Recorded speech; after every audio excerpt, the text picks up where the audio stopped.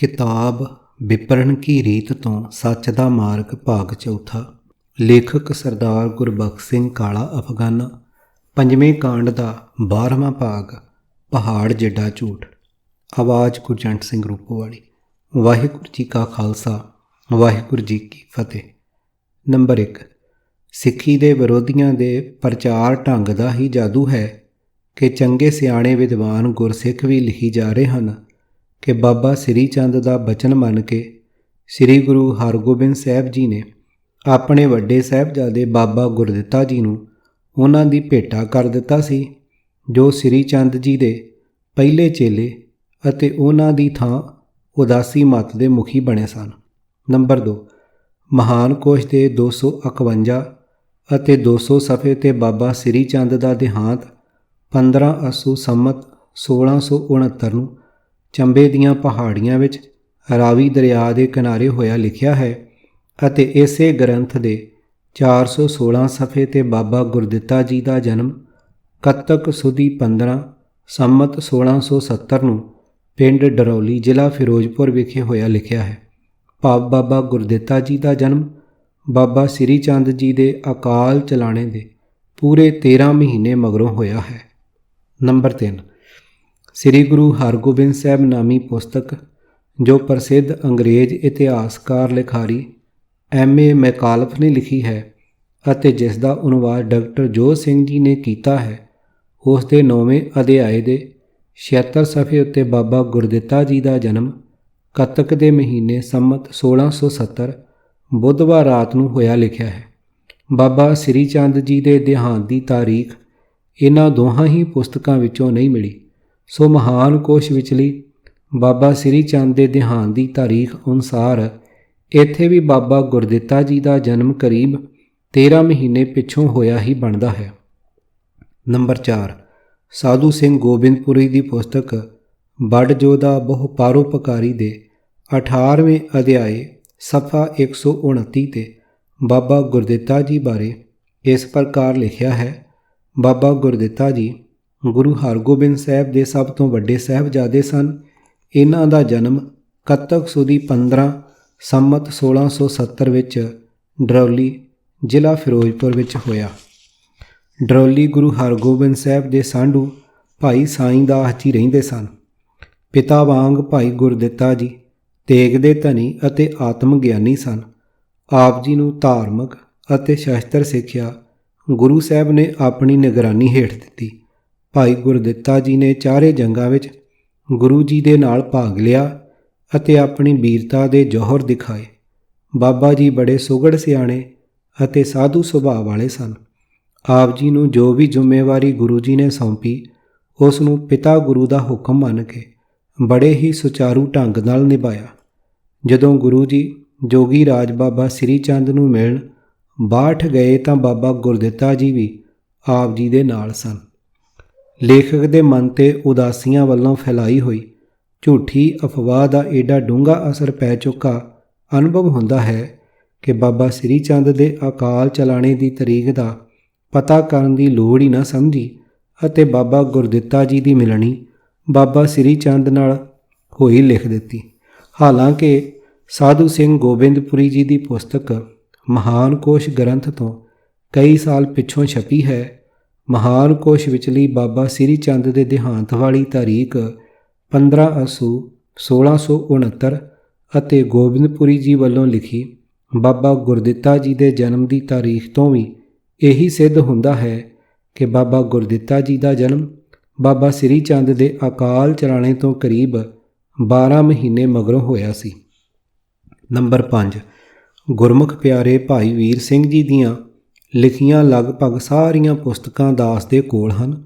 ਭਾਈ ਸਾਹਿਬ ਦਾ ਲਿਖਣ ਢੰਗ ਅਤੇ ਸ਼ਬਦਾਵਲੀ ਏਡੀ ਮਨਮੋਹਣੀ ਹੈ ਕਿ 8ਵੀਂ ਕਲਾਸ ਵਿੱਚ ਪੜ੍ਹਦਿਆਂ ਉਹਨਾਂ ਦੀ ਲਿਖੀ ਸੁੰਦਰ ਪੁਸਤਕ ਪੜ੍ਹੀ ਤਾਂ ਏਡੀ ਚੇਟਕ ਲੱਗੀ ਕਿ ਫਿਰ ਗੁਰੂ ਨਾਨਕ ਚਮਤਕਾਰ, ਸ੍ਰੀ ਕਲਗੀਧਰ ਚਮਤਕਾਰ, ਅਸ਼ਟਗੁਰ ਚਮਤਕਾਰ ਪੁਸਤਕਾਂ ਬੜੀ ਸ਼ਰਧਾ ਨਾਲ ਪੜ੍ਹੀਆਂ। ਭਾਵੇਂ ਇਹਨਾਂ ਪੁਸਤਕਾਂ ਵਿੱਚ ਇਤਿਹਾਸਕ ਜਾਣਕਾਰੀ ਲਈ ਤਾਰੀਖਾਂ ਜਾਂ ਸਨ ਅਤੇ ਸੰਮਤ ਦੇ ਹਵਾਲੇ ਬੜੇ ਘੱਟ ਮਿਲਦੇ ਹਨ, ਪਰ ਸਤਿਗੁਰਾਂ ਪ੍ਰਤੀ ਅਥਾਹ ਸ਼ਰਧਾ ਬਣਦੀ ਗਈ। ਫਿਰ 12 ਭਾਈ ਗੁਰਦਾਸ, ਬਾਬਾ ਅਨੋਦ ਸਿੰਘ, ਵਿਜੇ ਸਿੰਘ ਆਦਿ ਕਈ ਪੁਸਤਕਾਂ ਪੜ੍ਹਨ ਦਾ ਮੌਕਾ ਬਣਿਆ। ਜਨਵਰੀ 1984 ਵਿੱਚ ਕੈਨੇਡਾ ਆ ਕੇ ਜਦ ਗੁਰਬਾਣੀ ਨੂੰ ਸਮਝ ਕੇ ਵਿਪਰਨ ਕੀ ਰੀਤ ਦੇ ਘਾਤਕ ਅਸਰਾਂ ਦਾ ਗਿਆਨ ਹੋਇਆ ਅਤੇ ਪੰਥ ਨੂੰ ਵਿਪਰਨ ਕੀ ਰੀਤ ਤੋਂ ਸੁਚੇਤ ਕਰਨ ਦਾ ਬੀੜਾ ਚੁੱਕਿਆ, ਤਾਂ ਪ੍ਰੋਫੈਸਰ ਸਾਹਿਬ ਸਿੰਘ ਜੀ ਦੀਆਂ ਲਿਖੀਆਂ ਪੁਸਤਕਾਂ ਅਤੇ ਸ੍ਰੀ ਗੁਰੂ ਗ੍ਰੰਥ ਸਾਹਿਬ ਦਰਪਣ 10 ਪੋਥੀਆਂ ਪੜ੍ਹਨ ਤੋਂ ਉਪਰੰਤ ਭਾਈ ਵੀਰ ਸਿੰਘ ਜੀ ਰਚਿਤ ਸੰਥਿਆ ਸ੍ਰੀ ਗੁਰੂ ਗ੍ਰੰਥ ਸਾਹਿਬ ਜੀ ਦੀਆਂ ਬਾਜ਼ਾਰ ਵਿੱਚੋਂ ਮਿਲਦੀਆਂ 7 ਸੈਂਚੀਆਂ ਵੀ ਮੰਗਵਾ ਲਈਆਂ। ਭਾਈ ਵੀਰ ਸਿੰਘ ਜੀ ਦੀਆਂ ਪੁਸਤਕਾਂ ਪੜ੍ਹਨ ਵਿੱਚ ਜੋ ਖੁਸ਼ੀ ਪਹਿਲਾਂ ਮਾਣਦੇ ਰਹੇ ਹਾਂ, ਅੱਜ ਉਹ ਗੱਲ ਨਹੀਂ ਰਹੀ।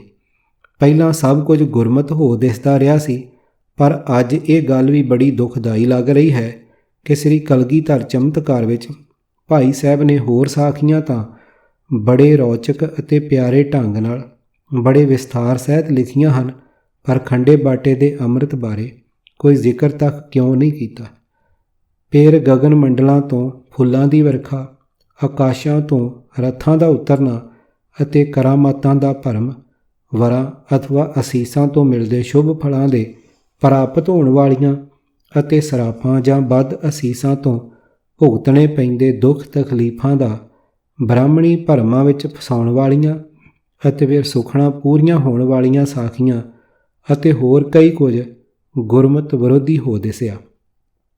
ਹੱਥ ਵਿਚਲੀ ਪੁਸਤਕ ਦੇ ਛਪ ਰਹੇ ਦੂਜੇ ਭਾਗ ਦੇ 6ਵੇਂ ਕਾਂਡ ਦਾ 10ਵਾਂ ਲੇਖ ਕਰਾਮਾਤਾਂ ਅਤੇ ਗੁਰ ਇਤਿਹਾਸ ਦਾ ਹੈ। ਉਸ ਵਿੱਚ ਵੀ ਭਾਈ ਵੀਰ ਸਿੰਘ ਦੇ ਗੁਰਮਤਿ ਵਿਰੋਧੀ ਬਚਨਾਂ ਦਾ ਜ਼ਿਕਰ ਕਰਨਾ ਪੈ ਗਿਆ ਸੀ ਅਤੇ ਹੁਣ ਇੱਥੇ ਵੀ ਬੜੇ ਦੁਖੀ ਹਿਰਦੇ ਨਾਲ ਲਿਖਣਾ ਪੈ ਰਿਹਾ ਹੈ ਕਿ ਭਾਗ ਊੜਾ ਸ੍ਰੀ ਅਸ਼ਟਗੁਰ ਚਮਤਕਾਰ ਭਾਗ 1 ਦੇ 224 ਸਫ਼ੇ ਤੇ ਅਤੇ ਭਾਗ ਐੜਾ ਸ੍ਰੀ ਅਸ਼ਟਗੁਰ ਚਮਤਕਾਰ ਭਾਗ 3 ਦੇ 120 ਸਫ਼ੇ ਤੇ ਜੋ ਕੁਝ ਭਾਈ ਸਾਹਿਬ ਜੀ ਨੇ ਲਿਖਿਆ ਹੈ, ਉਸ ਤੋਂ ਸਿੱਧ ਹੁੰਦਾ ਹੈ ਕਿ ਭਾਈ ਸਾਹਿਬ ਜੀ ਵੀ ਬਾਬਾ ਸ੍ਰੀ ਚੰਦ ਦੇ ਏਡੇ ਵੱਡੇ ਉਪਾਸ਼ਕ ਸਨ ਕਿ ਗੁਰਮਤਿ ਸਿਧਾਂਤ ਦੀ ਸ਼ੁੱਧਤਾ ਦਾ ਸਤਿਕਾਰ ਵੀ ਭੁੱਲ ਖਲੋਤੇ ਸਪਸ਼ਟ ਨਜ਼ਰੀ ਆ ਰਹੇ ਹਨ। ਲਿਖਤਾਂ ਦਾ ਉਤਾਰਾ ਇਸ ਪ੍ਰਕਾਰ ਹੈ। ਊੜਾ ਸ੍ਰੀ ਗੁਰੂ ਰਾਮਦਾਸ ਨਾਲ ਮਿਲਣੀ। ਨੰਬਰ 1, ਸ੍ਰੀ ਗੁਰੂ ਨਾਨਕ ਸਾਹਿਬ ਜੀ ਦੇ ਮਗਰੋਂ 2 ਗੁਰੂ ਸਾਹਿਬਾਨ ਸੱਚਖੰਡ ਪਿਆਨੇ ਕਰ ਚੁੱਕੇ ਹਨ। ਹੁਣ ਚੌਥੇ ਗੁਰੂ ਸਾਹਿਬ ਗੱਦੀ ਪਰ ਹਨ। ਵਿੱਚ 2 ਗੁਰੂ ਸਾਹਿਬਾਂ ਦਾ ਸਮਾਂ ਲੰਘ ਚੁੱਕਾ ਹੈ। ਸ੍ਰੀ ਗੁਰੂ ਨਾਨਕ ਸਾਹਿਬ ਜੀ ਦੇ ਵੱਡੇ ਸਾਹਿਬਜ਼ਾਦੇ ਸ੍ਰੀ ਚੰਦ ਨੇ ਵਿਚਾਰ ਕੀਤੀ ਕਿ ਚਲੋ ਸ੍ਰੀ ਗੁਰੂ ਰਾਮਦਾਸ ਜੀ ਦੇ ਦਰਸ਼ਨ ਕਰੀਏ, ਜੋ ਹੁਣ ਪਿਤਾ ਗੁਰੂ ਦੇ ਚੌਥੇ ਥਾਵੇਂ ਗੱਦੀ ਨਸ਼ੀਨ ਹੋਏ ਹਨ, ਤੇ ਉਹਨਾਂ ਦੀ ਆਗਿਆ ਅਨੁਸਾਰ ਹੁਣ ਆਪ ਨੇ ਅੰਮ੍ਰਿਤ ਸਰੋਵਰ ਖੁਣ ਲੀਤਾ ਹੈ ਤੇ ਰੌਣਕਾਂ ਲੱਗ ਰਹੀਆਂ ਹਨ। ਨੰਬਰ 2, ਫਿਰ ਜੀ ਵਿੱਚ ਆਈ ਕਿ ਸਾਰੀ ਗਰੀਬੀ ਗੁਰੂ ਨਾਨਕ ਵਿੱਚ ਸੀ। ਦੇਖੀਏ ਉਹ ਸ਼ੈ ਚੌਥੇ ਗੱਦੀ ਨਸ਼ੀਨ ਵਿੱਚ ਹੈ ਕਿ ਨਹੀਂ। ਤਦ ਬਿਲਾਸ ਨਾਲ ਪੁੱਛਣ ਲੱਗੇ, ਸੁਣਾਓ ਜੀਓ, ਦਾੜਾ ਕਿਉਂ ਇਤਨਾ ਲੰਬਾ ਕੀਤਾ ਹੈ। ਤਾਂ ਨਿਮਰਤਾ ਦੇ ਰੂਪ ਸ੍ਰੀ ਗੁਰੂ ਰਾਮਦਾਸ ਜੀ ਬੋਲੇ, ਆਪ ਜੈਸੇ ਸਤਿਪੁਰਖਾਂ ਦੇ ਚਰਨ ਝਾੜਨੇ ਵਾਸਤੇ।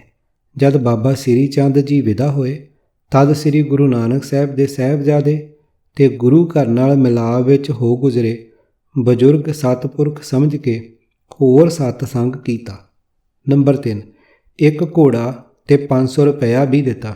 ਸ੍ਰੀ ਚੰਦ ਜੀ ਅਸੀਸਾਂ ਦਿੰਦੇ ਕਰਤਾਰਪੁਰ ਨੂੰ ਪਧਾਰ ਗਏ। ਭਾਗ ਐੜਾ।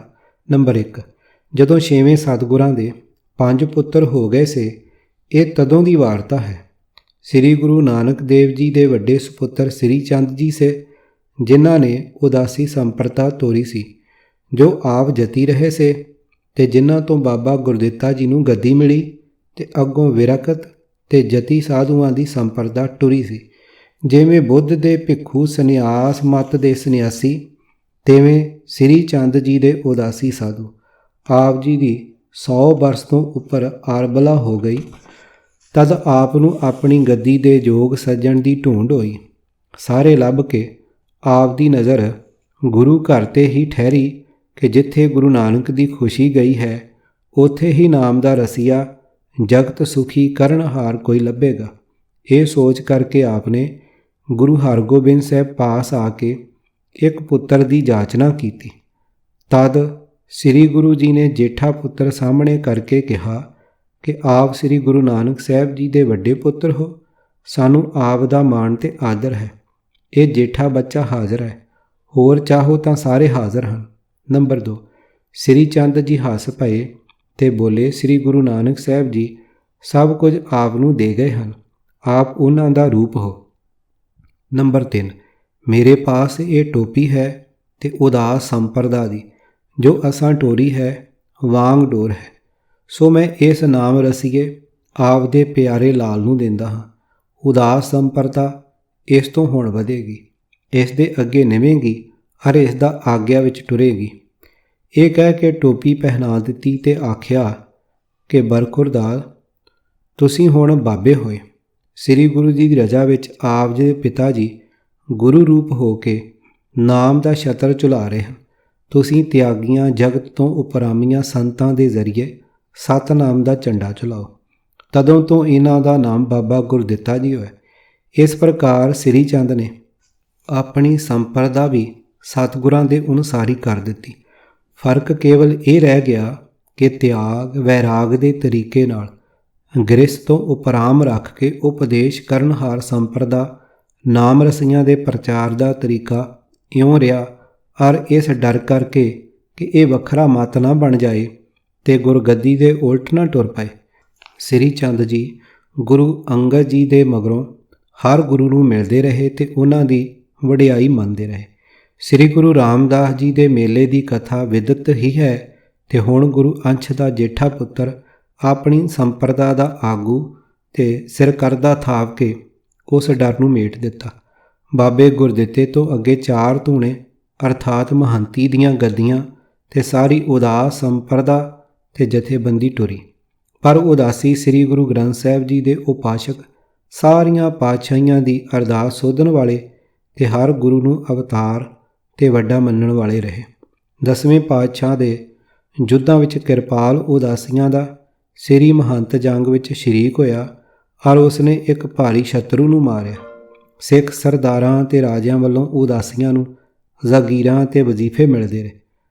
ਔਕੜਾਂ ਤੇ ਭਾਜੜਾਂ ਦੇ ਸਮੇਂ ਤੇ ਜਦੋਂ ਕੇਸਾਂ ਵਾਲੇ ਦਾ ਸੀਸ 80 ਰੁਪਏ ਨੂੰ ਵੇਚਦਾ ਸੀ, ਤਦੋਂ ਸੁੰਨ ਵਰਤੀ ਹਾਲਤ ਵਿੱਚ ਦਰਬਾਰ ਸਾਹਿਬ ਤੇ ਹੋਰ ਗੁਰਧਾਮਾਂ ਦੀ ਸੇਵਾ ਪੂਜਾ ਉਦਾਸੀ ਕਰਦੇ ਰਹੇ।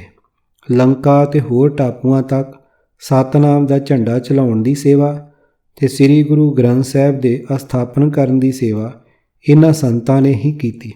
ਹਿੰਦੁਸਤਾਨ ਵਿੱਚ ਨਾਨਕ ਪੰਥੀ ਨਾਮ ਹੇਠ ਗੁਰੂ ਘਰ ਦੇ ਉਪਾਸ਼ਕ ਬਹੁਤ ਕਰਕੇ ਇਹਨਾਂ ਦੀ ਘਾਲ ਦਾ ਫਲ ਹੈ। ਫੈਜ਼ਾਬਾਦ ਵਿੱਚ ਇੱਕ ਉਦਾਸੀ ਸੰਤ ਦੇ 1 ਲੱਖ ਗੁਰੂ ਘਰ ਦਾ ਉਪਾਸ਼ਕ ਆਪਣੇ ਜੀਵਨ ਵਿੱਚ ਬਣਾਉਣ ਦਾ ਪਤਾ ਸ੍ਰੀ ਸ਼ੰਕਰ ਦਿਆਲ ਜੀ ਨੇ ਆਪਣੇ ਜਪਜੀ ਦੇ ਟੀਕੇ ਦੇ ਬਗੀਚੇ ਵਿੱਚ ਕਰ ਦਿੱਤਾ ਹੈ। ਇਹ ਗੁਰੂ ਘਰ ਦੀ ਅਨੁਸਾਰਤਾ ਤੇ ਸਤਿਗੁਰਾਂ ਦੇ ਕਰਤੱਵਾਂ ਨਾਲ ਜੋੜਨਾ ਸ੍ਰੀ ਚੰਦ ਜੀ ਦੀ ਇੱਕ ਭਾਰੀ ਗੰਭੀਰਤਾ ਤੇ ਦੂਰ ਅੰਦੇਸ਼ੀ ਦਾ ਫਲ ਹੈ, ਜੋ ਉਹਨਾਂ ਨੇ 6ਵੇਂ ਸਤਿਗੁਰਾਂ ਦੀ ਗੁਰਿਆਈ ਮੰਨ ਕੇ ਸ਼ਰਨ ਲਈ ਤੇ ਉਹਨਾਂ ਦੇ ਸੁਪੁੱਤਰ ਨੂੰ ਆਪਣੀ ਥਾਂ ਉਦਾਸੀਆਂ ਦੀ ਵਾਗਡੋਰ ਉਹਨਾਂ ਦੇ ਹੱਥ ਸੌਂਪ ਕੇ ਦੱਸ ਦਿੱਤਾ ਕਿ ਮੇਰਾ ਫਰਜ਼ ਕੇਵਲ ਗ੍ਰਸਥ ਤੇ ਉਦਾਸ ਦਾ ਹੈ। ਗੁਰੂ ਸਾਹਿਬ ਜੀ ਸਤਨਾਮ ਦਾ ਸਿਮਰਨ ਸਿੱਖੀ ਰਹੋ ਰੀਤ ਨਾਲ ਅਜੋੜ ਕੋਈ ਨਹੀਂ। ਇਹ ਸੰਪਰਦਾ ਵਿੱਚੋਂ ਨਾਮ ਸਿਮਰਨ ਦੇ ਘਟਣ ਦੇ ਸਮੇਂ ਤੱਕ ਹੁਣ ਤੱਕ ਨਾਮੀ ਸੰਤਾਂ ਮਹੰਤਾਂ ਵਿੱਚ ਇਹੋ ਰਹੋ ਰੀਤ ਜਾਰੀ ਹੈ। ਭਾਈ ਵੀਰ ਸਿੰਘ ਜੀ ਦੀ ਉਪਰੋਕਤ ਲਿਖਤ ਬਾਰੇ ਦਿੱਤੇ ਨੰਬਰਾਂ ਦੇ ਆਧਾਰ ਤੇ ਵਿਚਾਰ ਦਾ ਕ੍ਰਮਵਾਰ ਵੇਰਵਾ। ਊੜਾ ਨੰਬਰ 1, ਬਾਬਾ ਲਹਿਣਾ ਜੀ ਨੂੰ ਗੁਰਿਆਈ ਮਿਲਣ ਤੋਂ ਉਪਰੰਤ ਬਾਬਾ ਸ੍ਰੀ ਚੰਦ ਦਾ ਗੁਰੂ ਰਾਮਦਾਸ ਜੀ ਤੋਂ ਪਹਿਲਾਂ ਗੁਰੂ ਦਰਬਾਰ ਵਿੱਚ ਨਾ ਆਉਣਾ ਉਹਨਾਂ ਦੇ ਅੰਦਰ ਗੁਰੂ ਘਰ ਪ੍ਰਤੀ ਉਪਜੀ ਵਿਰੋਧਤਾ ਦਾ ਸਬੂਤ ਹੈ।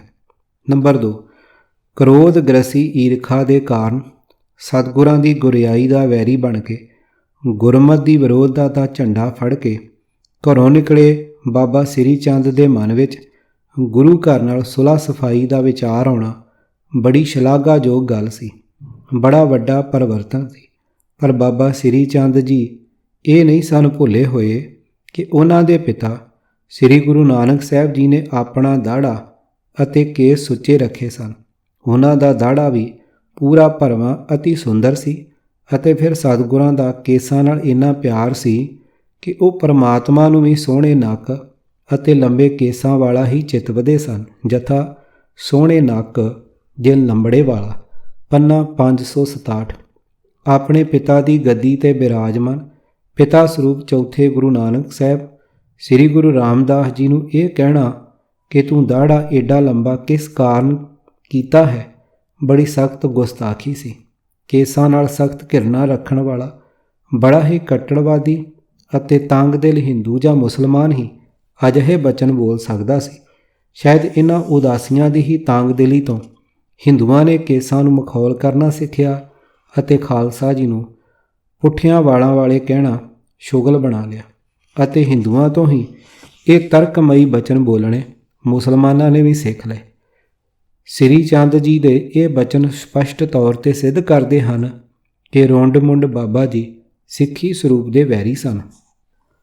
ਹੈਰਾਨੀ ਹੈ ਕਿ ਸ੍ਰੀ ਚੰਦ ਨੇ ਆਪਣੇ ਮਨ ਦੀ ਗੱਲ ਭਾਈ ਵੀਰ ਸਿੰਘ ਜੀ ਨਾਲ ਕਦੋਂ ਅਤੇ ਕਿਸ ਵੇਲੇ ਕੀਤੀ ਸੀ ਕਿ ਉਹਨਾਂ ਨੇ ਏਡੇ ਕੋਝੇ ਅਤੇ ਘਟੀਆ ਬਚਨ ਸਤਿਗੁਰਾਂ ਦੀ ਨਿਮਰਤਾ ਪਰਖਣ ਲਈ ਕਹੇ ਸਨ ਅਤੇ ਫਿਰ ਸਤਿਗੁਰਾਂ ਦੇ ਮੁਖਾਰ ਬਿੰਦ ਵਿੱਚ ਜਿਹੜੇ ਬਚਨ ਪਾਏ ਹਨ ਉਹ ਵੀ ਗੁਰਿਆਈ ਦੀ ਅਜ਼ਮਤ ਅਤੇ ਆਤਮਿਕ ਉੱਚਤਾ ਦੇ ਅਨੁਕੂਲ ਨਹੀਂ ਹਨ। ਅਜਿਹੇ ਤਰਕਮਈ ਬਚਨਾਂ ਦਾ ਉੱਤਰ ਸਤਿਗੁਰਾਂ ਨੇ ਅਵਲ ਤਾਂ ਦੇਣਾ ਹੀ ਨਹੀਂ ਸੀ। ਅਜਿਹੀ ਮੂਰਖ ਗੱਲ ਦਾ ਉੱਤਰ ਜੇ ਦੇਣਾ ਪੈ ਵੀ ਜਾਂਦਾ ਤਾਂ ਸਤਿਗੁਰਾਂ ਨੇ ਇਹੀ ਕਹਿਣਾ ਸੀ ਕਿ ਬਾਬਾ ਸ੍ਰੀ ਚੰਦ ਜੀ, ਅਸੀਂ ਵੱਡੇ ਸਤਿਗੁਰੂ ਨਾਨਕ ਸਾਹਿਬ ਦੀ ਹੀ ਹੁਕਮ ਦੀ ਪਾਲਣਾ ਕਰ ਰਹੇ ਹਾਂ। ਅਸੀਂ ਉਹਨਾਂ ਦੇ ਹੀ ਮਿਸ਼ਨ ਦੇ ਢੰਡੋਰਚੀ ਹਾਂ। ਮਹਾਂਪੁਰਖ ਕਰਾਮਾਤੀ ਸਿੱਧ ਜੀਓ, ਤੁਸਾਂ ਆਪਣਾ ਇਹ ਸ਼ੰਕਾ ਉਹਨਾਂ ਤੋਂ ਹੀ ਨਿਵਰਤ ਕਰ ਲੈਣਾ ਸੀ। ਅਸਲ ਗੱਲ ਇਹ ਹੈ ਕਿ ਸਿੱਖੀ ਦੇ ਵੈਰੀ ਲਿਖਾਰੀਆਂ ਨੇ ਗੁਰੂ ਸਾਹਿਬਾਨ ਨੂੰ ਬਾਬਾ ਸ੍ਰੀ ਚੰਦ ਜੀ ਤੋਂ ਭੈ ਮਨ ਦੇ ਦਰਸਾ ਕੇ ਗੁਰੂ ਘਰ ਨੂੰ ਉਦਾਸੀ ਮੱਤ ਤੋਂ ਨੀਵਾਂ ਸਿੱਧ ਕਰਨ ਲਈ ਇਤਿਹਾਸ ਵਿੱਚ ਅਜਿਹੇ ਕਈ ਤਰ੍ਹਾਂ ਦੇ ਭੁਲੇਖਾ ਪਾਉ ਟੋਟਕੇ ਜੋੜ ਦਿੱਤੇ ਸਨ। ਭਾਈ ਸਾਹਿਬ ਜੀ ਨੇ ਤਾਂ ਸਗੋਂ ਸਵਾਰ ਬਣਾ ਕੇ ਬੜੀ ਮਿੱਠੀ ਸ਼ਬਦਾਵਲੀ ਵਿੱਚ ਸੰਗਤਾਂ ਦੇ ਪੇਸ਼ ਕੀਤੇ ਹਨ। ਹੁਣੇ ਹੀ ਅਸਾਂ ਵੇਖ ਲੈਣਾ ਹੈ ਕਿ ਭਾਈ ਸਾਹਿਬ ਜੀ ਬਾਬਾ ਸ੍ਰੀ ਚੰਦ ਲਈ ਵੱਡੇ ਤੋਂ ਵੱਡਾ ਝੂਠ ਲਿਖ ਦੇਣਾ ਵੀ ਮਾੜੀ ਗੱਲ ਨਹੀਂ ਸਨ ਸਮਝਦੇ। ਨੰਬਰ 3, ਇੱਕ ਘੋੜਾ ਅਤੇ 500 ਰੁਪਇਆ ਭੇਟਾ ਕਰਨ ਵਾਲੀ ਗੱਲ ਵੀ ਸੱਚੀ ਮੰਨਣੀ ਔਖੀ ਹੈ। ਜਿਹੜੀ ਸੰਸਥਾ ਬਣੀ ਹੈ ਗੁਰਮਤਿ ਤੋਂ ਆਕੀ ਆਪ ਹੁਦਰੇ ਮਨਮੁਖ ਤੋਂ ਹੋਵੇ, ਉਸ ਨੂੰ ਸਤਿਗੁਰਾਂ ਨੇ ਸਹਾਇਤਾ ਕਿਉਂ ਦੇਣੀ ਸੀ। ਭਾਗੈੜਾ ਨੰਬਰ 1। ਉਪਰੋਕਤ ਪੈਰਾ ਨੰਬਰ 1, 2 ਅਤੇ 4 ਵਿੱਚ ਸਿੱਧ ਹੋ ਚੁੱਕਾ ਹੈ ਕਿ ਬਾਬਾ ਗੁਰਦਿੱਤਾ ਜੀ ਦੇ ਜਨਮ ਤੋਂ 13 ਮਹੀਨੇ ਪਹਿਲਾਂ ਹੀ ਬਾਬਾ ਸ੍ਰੀ ਚੰਦ ਜੀ ਪਰਲੋਕ ਸੁਧਾਰ ਚੁੱਕੇ ਸਨ। ਬੜੀ ਪਰੇਸ਼ਾਨੀ ਵਾਲੀ ਗੱਲ ਹੈ ਕਿ ਭਾਈ ਵੀਰ ਸਿੰਘ ਵਰਗੇ ਸੁੱਚੇ ਹਿਰਦੇ ਵਾਲੇ ਵਿਦਵਾਨ ਨੇ ਵੀ ਬਾਬਾ ਸ੍ਰੀ ਚੰਦ ਦੀ ਅਕਾਲ ਚਲਾਣੇ ਦੀ ਤਾਰੀਖ ਦਾ ਅਤੇ ਬਾਬਾ ਗੁਰਦਿੱਤਾ ਜੀ ਦੇ ਜਨਮ ਦੀ ਤਾਰੀਖ ਦਾ ਜ਼ਿਕਰ ਕੀਤੇ ਬਿਨਾਂ ਹੀ ਭੁਲੇਖੇ ਨਾਲ ਜਾਂ ਸ੍ਰੀ ਗੁਰੂ ਨਾਨਕ ਸਾਹਿਬ ਜੀ ਦੇ ਸੁਪੁੱਤਰ ਹੋਣ ਕਰਕੇ, ਸ੍ਰੀ ਚੰਦ ਜੀ ਪ੍ਰਤੀ ਅਪਾਰ ਸ਼ਰਧਾ ਹੋਣ ਕਰਕੇ ਉਹਨਾਂ ਦੀਆਂ ਸਾਰੀਆਂ ਭੁੱਲਾਂ ਨੂੰ ਲੁਕਾ ਕੇ ਉਹਨਾਂ ਦੇ ਉਦਾਸੀ ਮਤ ਨੂੰ ਪੰਥ ਦੇ ਹਿੱਤ ਵਾਲਾ ਸਿੱਧ ਕਰਨ ਲਈ ਆਪਣੀ ਲਿਖਣ ਕਲਾ ਨਾਲ ਝੂਠ ਦਾ ਸੱਚ ਬਣਾਉਣ ਲਈ ਅਜਿਹਾ ਲਿਖ ਰਹੇ ਹਨ ਕਿ ਬਾਬਾ ਸ੍ਰੀ ਚੰਦ ਜੀ ਉਸ ਵਕਤ ਗੁਰੂ ਹਰਗੋਬਿੰਦ ਸਾਹਿਬ ਕੋਲ ਪੁੱਜੇ ਜਦ ਉਹਨਾਂ ਦੇ 5 ਸਾਹਿਬਜ਼ਾਦੇ ਜਨਮ ਲੈ ਚੁੱਕੇ ਸਨ। ਬਾਬਾ ਸ੍ਰੀ ਚੰਦ ਜੀ ਦੀ ਉਮਰ ਦਾ ਵਰਣਨ ਕਰਦਿਆਂ ਭਾਈ ਸਾਹਿਬ ਜੀ ਦਾ ਕੇਵਲ ਇੰਨਾ ਹੀ ਲਿਖ ਦੇਣਾ ਕਾਫੀ ਨਹੀਂ ਸੀ ਕਿ ਆਪ ਦੀ 100 ਸਾਲ ਤੋਂ ਉੱਪਰ ਆਰਬਲਾ ਹੋ ਗਈ। ਤਦ ਆਪ ਨੂੰ ਆਪਣੀ ਗੱਦੀ ਦੇ ਯੋਗ ਸੱਜਣ ਦੀ ਢੂੰਡ ਹੋਈ, ਕਿਉਂਕਿ 100 ਸਾਲ ਤੋਂ ਉੱਪਰ ਦਾ ਅਰਥ 101 ਸਾਲ ਵੀ ਹੈ ਅਤੇ 199 ਸਾਲ ਵੀ ਹੋ ਸਕਦਾ ਹੈ।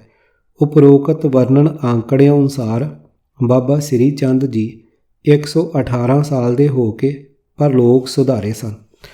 ਭਾਸ਼ਾ ਵਿਭਾਗ ਵਾਲਿਆਂ ਦੁਆਰਾ ਛਾਪਿਆ ਮਹਾਨ ਕੁਛ ਗ੍ਰੰਥ ਅਤੇ ਹੋਰ ਇਤਿਹਾਸਕਾਰਾਂ ਦੀਆਂ ਲਿਖਤਾਂ ਤੋਂ ਸਿੱਧ ਹੁੰਦਾ ਹੈ ਕਿ ਗੁਰੂ ਹਰਗੋਬਿੰਦ ਸਾਹਿਬ ਦੇ ਸਭ ਤੋਂ ਛੋਟੇ ਸਾਹਿਬਜ਼ਾਦੇ ਸ੍ਰੀ ਗੁਰੂ ਤੇਗ ਬਹਾਦਰ ਸਾਹਿਬ ਜੀ ਦਾ ਜਨਮ ਸੰਮਤ 1678 ਵਿੱਚ ਹੋਇਆ ਸੀ। ਭਾਈ ਸਾਹਿਬ ਭਾਈ ਵੀਰ ਸਿੰਘ ਜੀ ਦੇ ਲਿਖਣ ਅਨੁਸਾਰ ਬਾਬਾ ਸ੍ਰੀ ਚੰਦ ਜੀ ਗੁਰੂ ਹਰਗੋਬਿੰਦ ਸਾਹਿਬ ਜੀ ਕੋਲ ਉਦੋਂ ਪੁੱਜੇ ਜਦੋਂ ਬਾਬਾ ਜੀ ਨੂੰ ਅਕਾਲ ਚਲਾਣਾ ਕੀਤਿਆਂ 9 ਸਾਲ ਹੋ ਚੁੱਕੇ ਸਨ। ਸ਼ਾਇਦ ਪਰਲੋਕ ਵਿੱਚੋਂ ਪਰਤ ਆਏ ਸਨ। ਕੀ ਇਹ ਕੈਲਾਸ਼ ਪਰਬਤ ਜਿੱਡਾ ਝੂਠ ਭਾਈ ਵੀਰ ਸਿੰਘ ਵਰਗੇ ਉੱਚ ਕੋਟੀ ਦੇ ਵਿਦਵਾਨ ਅਤੇ ਅਨੁਭਵੀ ਗੁਰਮੁਖ ਨੇ ਕਿਸ ਮਜਬੂਰੀ ਕਾਰਨ ਲਿਖਿਆ, ਅੱਜ ਇਹ ਸ਼ੰਕਾ ਦੂਰ ਕੌਣ ਕਰੇ।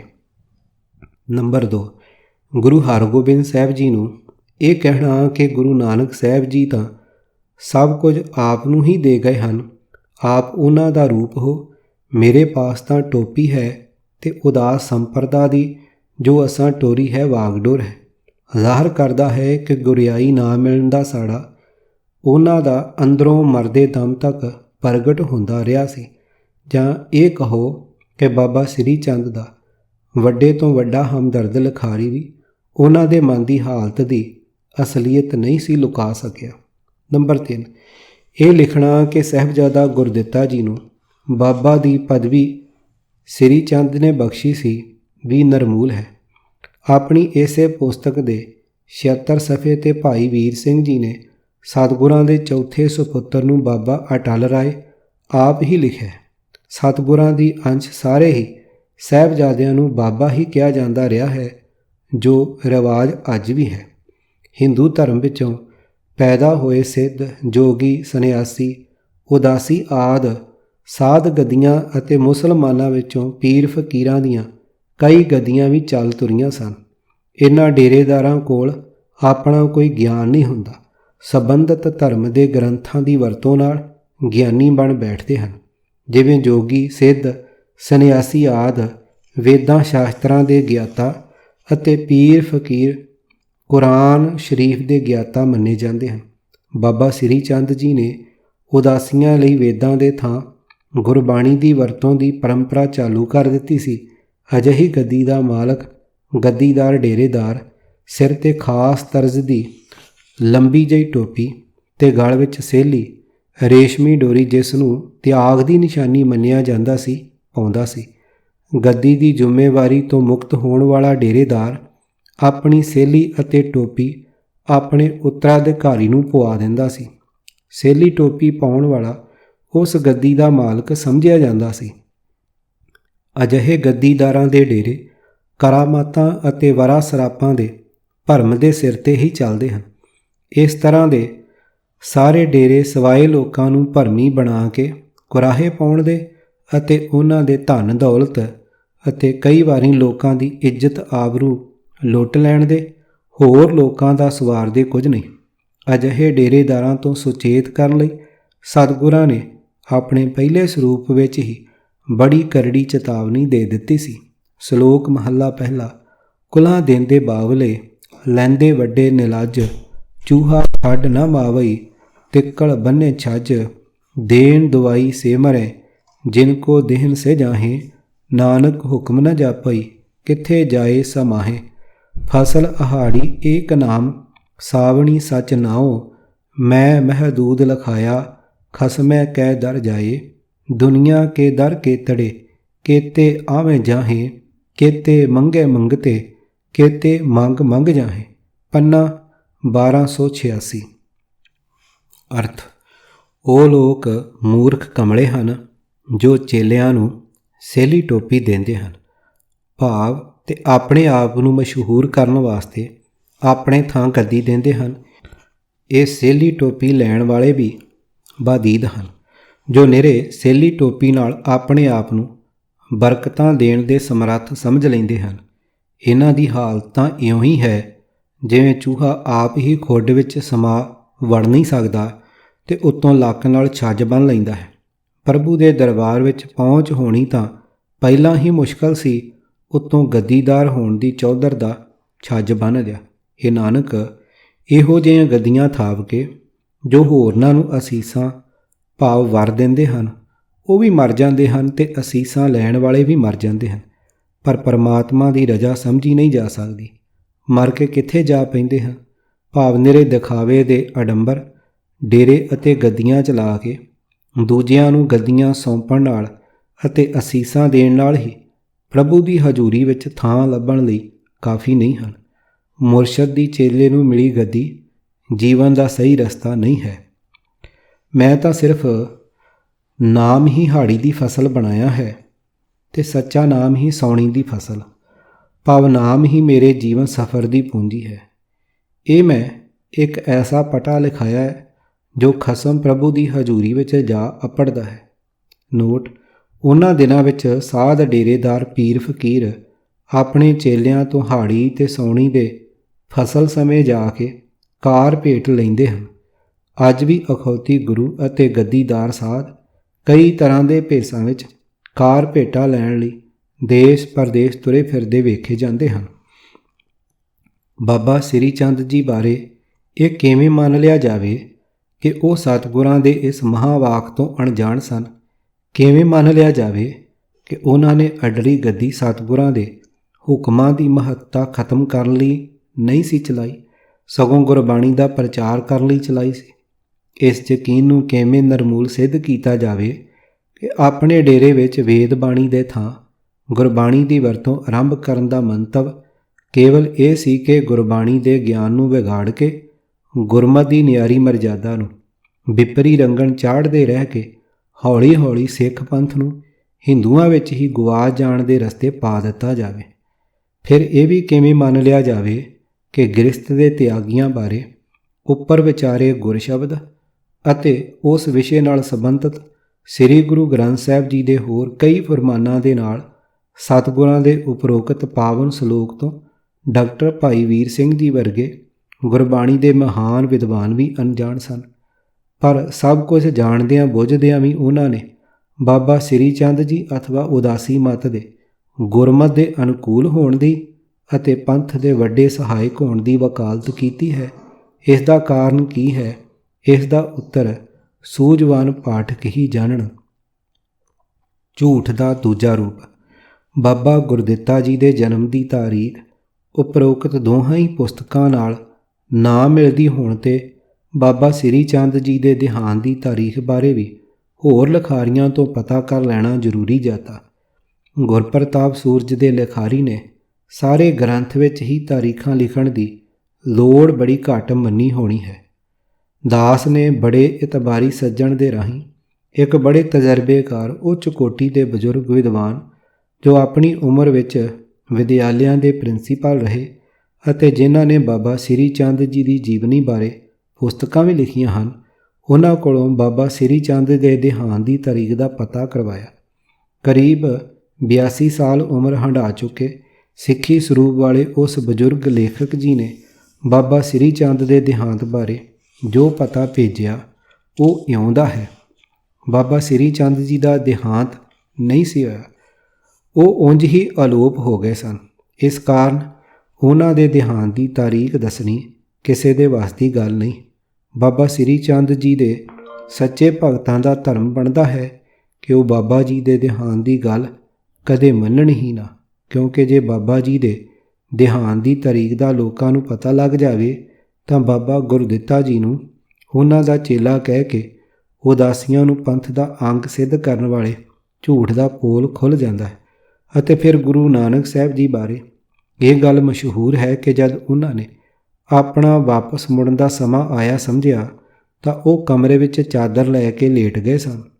ਬਾਹਰ ਮੁਸਲਮਾਨ ਕਹਿ ਰਹੇ ਸਨ ਕਿ ਉਹਨਾਂ ਨੇ ਸਤਿਗੁਰਾਂ ਦੀ ਦੇਹ ਨੂੰ ਦਫਨਾਉਣਾ ਹੈ ਅਤੇ ਹਿੰਦੂ ਸਿੱਖ ਸੰਸਕਾਰ ਕਰਨ ਲਈ ਕਾਹਲੇ ਪੈ ਰਹੇ ਸਨ। ਪਰ ਜਦ ਅੰਦਰ ਜਾ ਕੇ ਵੇਖਿਆ ਤਾਂ ਚਾਦਰ ਹੇਠਾਂ ਕੇਵਲ ਫੁੱਲਾਂ ਦੀ ਢੇਰੀ ਸੀ। ਦੋਹਾਂ ਧਿਰਾਂ ਨੇ ਚਾਦਰ ਅਤੇ ਫੁੱਲ ਅੱਧੇ ਅੱਧੇ ਵੰਡ ਲਏ ਅਤੇ ਆਪਣੀ ਸ਼ਰਧਾ ਪੂਰੀ ਕਰ ਲਈ। ਇੱਧਰ ਬਾਬਾ ਸ੍ਰੀ ਚੰਦ ਜੀ ਦੇ ਸ਼ਰਧਾਲੂ ਬਾਬਾ ਸ੍ਰੀ ਚੰਦ ਜੀ ਨੂੰ ਅਕਾਲ ਪੁਰਖ ਦੀ ਦਰਗਾਹ ਵਿੱਚ ਸ੍ਰੀ ਗੁਰੂ ਨਾਨਕ ਸਾਹਿਬ ਜੀ ਨਾਲੋਂ ਵੱਡੀ ਪਹੁੰਚ ਵਾਲੇ ਦਰਸਾਉਣ ਲਈ ਇਹ ਕਹਿ ਰਹੇ ਹਨ ਕਿ ਉਹ ਤੁਰੇ ਤਰਾਏ ਅਲੋਪ ਹੋ ਗਏ। ਪ੍ਰਭਾਵ ਇਹ ਦਿੱਤਾ ਜਾਂਦਾ ਹੈ ਕਿ ਜਿਵੇਂ ਉਹਨਾਂ ਬਾਬਾ ਸ੍ਰੀ ਚੰਦ ਜੀ ਦੇ ਛੋਟੇ ਵੀਰ ਬਾਬਾ ਲਖਮੀ ਚੰਦ ਜੀ ਆਪਣੇ ਘੋੜੇ ਅਤੇ ਕੁੱਤੇ ਸਮੇਤ ਹੀ ਬੈਕੁੰਠ ਧਾਮ ਵਿੱਚ ਜਾ ਬਰਾਜੇ ਸਨ, ਉਵੇਂ ਹੀ ਬਾਬਾ ਸ੍ਰੀ ਚੰਦ ਜੀ ਪੈਦਲ ਹੀ ਸ਼ਿਵਪੁਰੀ ਵਿੱਚ ਜਾ ਵੜੇ ਸਨ। ਸ਼ਾਇਦ ਬਾਬਾ ਸ੍ਰੀ ਚੰਦ ਜੀ ਦੇ ਪਰਲੋਕ ਗਮਨ ਵਾਲੀ ਗੱਲ ਨੂੰ ਨਾ ਮੰਨਣ ਤੋਂ ਹੋਏ ਤਜਰਬੇ ਤੋਂ ਦਲੇਰੀ ਫੜ ਕੇ ਸੁਭਾਸ਼ ਚੰਦਰ ਬੋਸ ਜੀ ਨੂੰ ਉਹਨਾਂ ਦੇ ਸ਼ਰਧਾਲੂਆਂ ਨੇ ਅੱਜ ਤੱਕ ਨਹੀਂ ਮਰਨ ਦਿੱਤਾ ਅਤੇ ਫਿਰ ਬਾਬਾ ਜਰਨੈਲ ਸਿੰਘ ਜੀ ਨੂੰ ਵੀ ਉਹਨਾਂ ਦੇ ਸ਼ਰਧਾਲੂ ਸ਼ਹੀਦ ਹੋ ਚੁੱਕੇ ਮੰਨਣ ਨੂੰ ਤਿਆਰ ਨਹੀਂ ਹਨ। ਬਾਬਾ ਸ੍ਰੀ ਚੰਦੀਆਂ ਤੋਂ ਤੁਰੀ ਇਹ ਲੀ ਸ਼ਾਇਦ ਕਿੱਥੋਂ ਤੱਕ ਤੁਰੀ ਜਾਵੇ। ਮਹਾਨ ਕੋਸ਼ ਗ੍ਰੰਥ ਦੇ ਪ੍ਰਕਾਸ਼ਕ ਭਾਸ਼ਾ ਵਿਭਾਗ ਦੀ ਇੱਕ ਬੜੀ ਜ਼ਿੰਮੇਵਾਰ ਸੰਸਥਾ ਹੈ। ਕੁਦਰਤੀ ਗੱਲ ਹੈ ਕਿ ਉਹਨਾਂ ਨੇ ਬਾਬਾ ਸ਼੍ਰੀ ਚੰਦ ਦੇ ਦੇਹਾਂਤ ਦੀ ਤਾਰੀਖ ਬੜੀ ਸੋਚ ਸਮਝ ਕੇ ਅਤੇ ਪੂਰੀ ਖੋਜ ਦੁਆਰਾ ਤਸੱਲੀ ਕਰਕੇ ਹੀ ਲਿਖੀ ਹੈ। ਸੋ ਉਸ ਤਾਰੀਖ ਨੂੰ ਦਰੁਸਤ ਮੰਨਣ ਵਿੱਚ ਕੋਈ ਸੰਦੇਹ ਨਹੀਂ ਹੋਣਾ ਚਾਹੀਦਾ। ਅਤੇ ਫਿਰ ਵਿਚਾਰ ਗੋਚਰੀ ਇੱਕ ਦਲੀਲ ਇਹ ਵੀ ਹੈ ਕਿ ਲਗਭਗ 1930 ਤੋਂ ਛਪ ਰਹੇ ਮਹਾਨ ਕੋਸ਼ ਗ੍ਰੰਥ ਵਿਚਲੀ ਇਸ ਬਾਬਾ ਸ਼੍ਰੀ ਚੰਦ ਜੀ ਦੇ ਪਰਲੋਕ ਸੁਧਾਰਨ ਵਾਲੀ ਤਾਰੀਖ ਦੀ ਖੰਡਣਾ ਵੀ ਅੱਜ ਤਾਈਂ ਕਿਸੇ ਨੇ ਨਹੀਂ ਕੀਤੀ। ਸੋ ਭਾਈ ਵੀਰ ਸਿੰਘ ਜੀ ਸਮੇਤ ਸਾਰੇ ਉਹ ਲਿਖਾਰੀ ਜਿਹੜੇ ਬਾਬਾ ਸ਼੍ਰੀ ਚੰਦ ਜੀ ਨੂੰ ਕਿਸੇ ਵੀ ਉਕਤੀ ਜੁਗਤੀ ਨਾਲ ਪੰਥ ਦਾ ਸੇਵਾਦਾਰ ਅਤੇ ਉਦਾਸੀ ਮਤ ਨੂੰ ਗੁਰਮਤ ਦਾ ਪ੍ਰਚਾਰਕ ਲਿਖ ਰਹੇ ਹਨ, ਸੱਚੇ ਨਹੀਂ ਮੰਨੇ ਜਾ ਸਕਦੇ।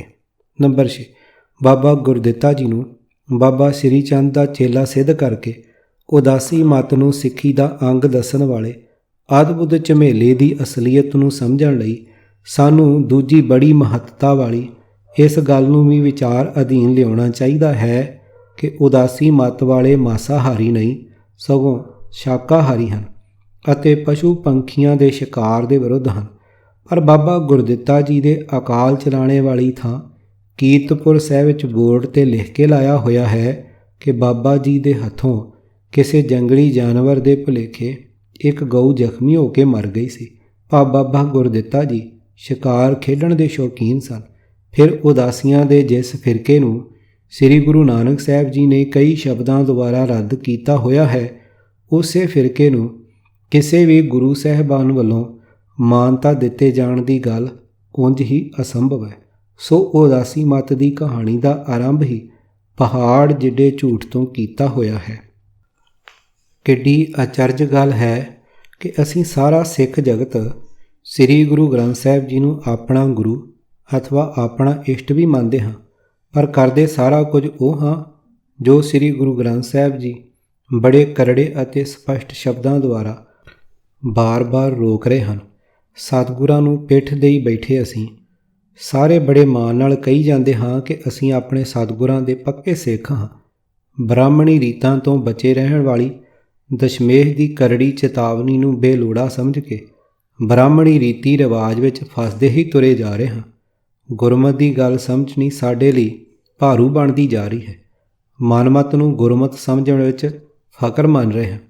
ਕਿਸੇ ਪ੍ਰਕਾਰ ਦੇ ਖੋਟ ਅਥਵਾ ਰਲੇ ਤੋਂ ਪੂਰੀ ਤਰ੍ਹਾਂ ਬਚੇ ਹੋਏ ਗੁਰਮਤਿ ਗਿਆਨ ਦੇ ਮਹਾਨ ਸਾਗਰ ਸ੍ਰੀ ਗੁਰੂ ਗ੍ਰੰਥ ਸਾਹਿਬ ਦੀ ਗੁਰਿਆਈ ਸਮੇਂ ਵਰਤ ਰਹੇ ਇਹ ਸਾਰੇ ਭਾਣੇ ਦੇ ਅਸਲ ਕਾਰਨ ਬਾਰੇ ਪੱਕੀ ਟੋਕ ਕਿੱਥੋਂ ਮਿਲੇ, ਇਹ ਧੋਖੀ ਸਦਾ ਲੱਗੀ ਰਹਿੰਦੀ ਸੀ। ਅੱਜ ਜਦ ਸ੍ਰੀ ਗੁਰੂ ਨਾਨਕ ਸਾਹਿਬ ਜੀ ਦੇ ਪਾਵਨ ਨਾਮ ਨਾਲ ਜੋੜ ਕੇ ਲਿਖੀ ਹੋਈ ਗੁਰਮਤਿ ਵਿਰੋਧੀ ਉਪਰੋਕਤ ਮਾਤਰਾ ਪੜ੍ਹੀ ਤਾਂ ਇਹ ਭੇਦ ਖੁੱਲ੍ਹਿਆ ਕਿ ਸ੍ਰੀ ਗੁਰੂ ਗ੍ਰੰਥ ਸਾਹਿਬ ਜੀ ਦੇ ਹੁੰਦਿਆਂ ਸਤਿਗੁਰਾਂ ਦੀ ਸਿੱਖੀ ਬ੍ਰਾਹਮਣ ਦੀ ਝੋਲੀ ਵਿੱਚ ਪੈਣ ਲਈ ਏਡੀ ਕਾਹਲੀ ਇੱਕ ਕਾਰਨ ਪਈ ਹੋਈ ਹੈ।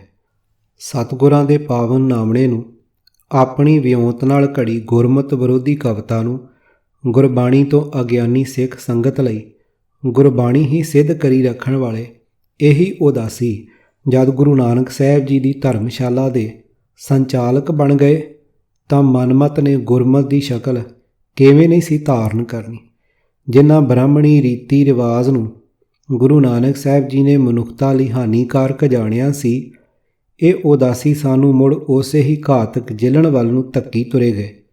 ਇਤਿਹਾਸ ਗਵਾਹ ਹੈ ਕਿ ਮਨੁੱਖਤਾ ਦੀ ਘਾਤਕ ਕਰਮਕਾਂਡੀ ਜਿਲਣ ਵਿੱਚੋਂ ਕੱਢ ਕੇ ਸਾਨੂੰ ਨਿਆਰੇ ਆਚਰਨ ਵਾਲਾ ਸੰਤ ਸੂਰਮਾ ਬਣਾਉਣ ਲਈ ਅਤੇ ਤੇਜ ਪ੍ਰਤਾਪ ਦਾ ਮਾਲਕ ਸੱਜਣ ਸੂਰਾ ਅਥਵਾ ਸਤਿਗੁਰ ਪੂਰਾ ਬਣਾਉਣ ਲਈ ਸਤਿਗੁਰ ਸੂਰਮੇ ਸ੍ਰੀ ਗੁਰੂ ਨਾਨਕ ਸਾਹਿਬ ਜੀ ਨੇ 10 ਵਾਰੀ ਰੂਪ ਵਟਾ ਕੇ ਗੰਭੀਰ ਖੇਚਲਾਂ ਅਤੇ ਮਹਾਨ ਕੁਰਬਾਨੀਆਂ ਭਰਿਆ 200 ਸਾਲ ਤੋਂ ਵੱਧ ਸਮਾਂ ਖਰਚਿਆ ਅਤੇ ਫਿਰ ਆਪਣੇ ਸਿਰਜੇ ਇਸ ਨਿਆਰੇ ਖਾਲਸਾ ਪੰਥ ਦੀ ਨਿਆਰੀ ਆਭਾ ਨੂੰ ਸਦੀਵੀ ਬਣਾਈ ਰੱਖਣ ਲਈ ਅੰਤਰਜਾਮੀ ਸਤਿਗੁਰਾਂ ਨੇ ਸ੍ਰੀ ਗੁਰੂ ਗ੍ਰੰਥ ਸਾਹਿਬ ਦੀ ਰਚਨਾ ਕੀਤੀ ਅਤੇ ਉਸ ਨੂੰ ਆਪਣੇ 10 ਹੀ ਸਰੂਪਾਂ ਦੀ ਜੋਤ ਦਾ ਮਾਲਕ ਬਣਾਇਆ।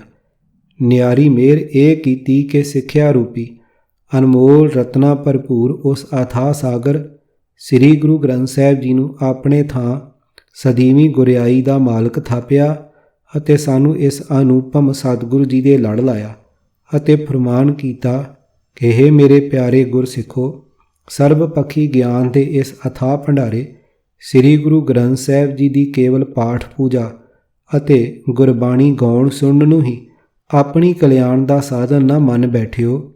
ਤੁਹਾਡੀ ਨਿਆਰੀ ਆਬਾ ਤਦ ਹੀ ਬਣੀ ਰਹਿ ਸਕਦੀ ਹੈ, ਭਾਵ ਤੁਸਾਂ ਤੇਜ ਪ੍ਰਤਾਪ ਦੇ ਮਾਲਕ ਤਦ ਹੀ ਬਣੇ ਰਹਿ ਸਕਣਾ ਹੈ ਜੇ ਤੁਸੀਂ ਇਸ ਦੀ ਸਿੱਖਿਆ ਸੱਤ ਕਰਕੇ ਮੰਨਦੇ ਹੋਏ ਆਪਣਾ ਜੀਵਨ ਉਸ ਅਨੁਸਾਰ ਢਾਲਦੇ ਰਹੇ।